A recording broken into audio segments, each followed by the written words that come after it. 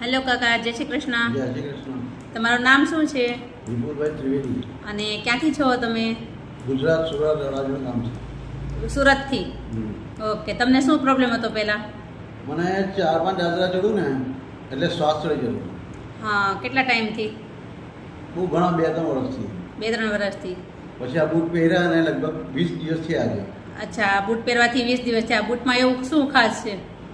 બૂટની અંદર હું છે 11 મેગ્નેટ આવે છે, બંને બૂટમાં 22 મેગ્નેટ. હા.